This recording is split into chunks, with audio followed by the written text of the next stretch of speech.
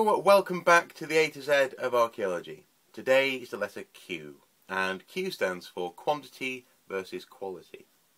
Now, on any archaeological excavation, there is a constant tension between the amount of the site which is excavated and the quality of the data which is gathered from the excavation.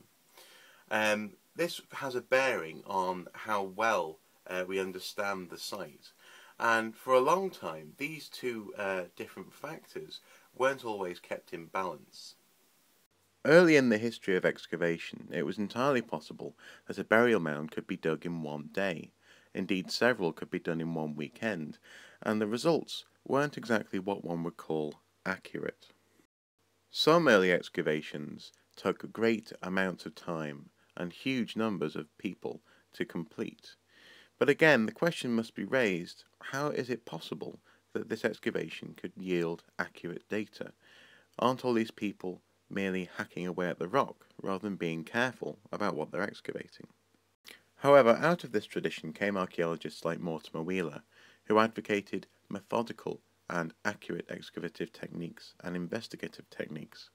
Some have taken this to new extremes, advocating meticulous and extraordinarily accurate recording of all excavations around the world.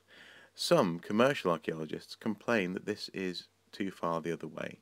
It's too meticulous and it wastes a lot of time. Indeed, some argue that it's over-prescriptive in just how one should excavate a site. So the key factor often between the quantity and the quality of an excavation is time.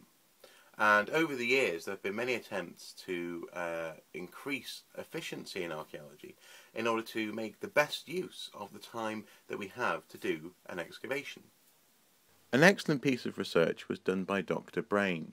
No, not the mouse, as in Pinky and Brain, but rather Dr. Charles Brain. He noticed that archaeologists tend only to recover the larger bones from animals when they excavate a site.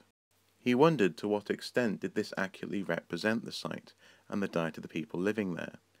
Therefore he chose to study a living village, and soon found that the smaller bones from animals were being given to dogs or being eaten by rodents, and thus the diet of people on archaeological sites could be being grossly misrepresented. Another key piece of research found that if archaeologists sieved their spoil heap, that is the rubbish from the archaeological excavation, they would find animal bones such as fish bones, which cannot usually be seen by the naked eye. Hitherto, this key part of the diet on many sites had simply not been represented. This forensic attention to detail increased the quality of an excavation without necessarily having to increase its quantity. Some archaeologists have even taken to filming the excavation as it occurs, thus increasing the depth of analysis which is possible from one excavation.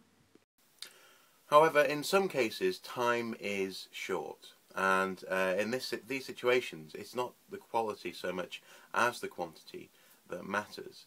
I'm thinking often about rescue archaeology or archaeology when there is a looming deadline for development. In the early 1960s, the expansion of the Aswan Dam in Egypt meant that an entire archaeological landscape was in imminent danger. Archaeologists had to rush to survey as much land as possible before it was flooded, and in some cases entire monuments, such as that at Abu Simbel, were relocated to higher ground. In the early 20th century, fascist dictator Mussolini irreparably damaged the city of Rome. With the help of his archaeologist Corrado Ricci, he decided to make a road that would connect party headquarters with the Colosseum. In doing so, he systematically dynamited and tarmacked over swathes of Italian and Roman heritage. Archaeologists and historians at the time begged him not to, and in the end simply had to rush to record as much as they possibly could. In this way, he'll always be remembered for the damage he did to the forums of Caesar, Augustus, and the Emperor Trajan.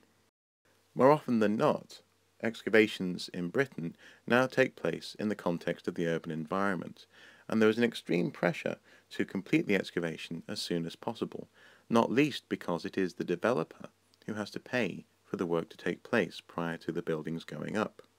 A good excavation plan will take account of the timeline. However, often, in the days leading up to the deadline, there is a mad rush to record as much as possible, and sometimes details are lost. The balance between the quantity and the quality of an excavation is a constant juggling act. It's not a straightforward equation. Often it's based upon the context of the excavation, it's based upon the desires of the people who are doing the excavating, it's based upon, very often, the desires of the people who own the land. And all we can try and do as archaeologists is walk that tightrope between quantity and quality. Now, often this is, the constraint on this is time. And obviously an archaeologist will always want to do the best quality excavation possible. But if time simply isn't there, then there has to be a decision made on what's better. Is it better to excavate the to the utmost out of 1 metre square, or is it better to get a sense of the overall site and lose some of the detailed resolution? So it's not a simple issue. So that's been Q, quantity versus quality. Thank you very much for watching. If you have any questions, feel free to send them my way, and I shall get back to you via the medium of video in Questions of Doom. If you would like to, please do comment on the video if you found it helpful, or indeed if you haven't found it helpful, feel free to make a comment. Of course, please do subscribe to the video, or not the video, so to the channel rather, just by pressing the button above. And we are now on Facebook. All you need to do is search for Archaeosoup Productions, click like, and very frequently things that don't appear on the videos here appear on the Facebook channel. So, until next time, thank you very much.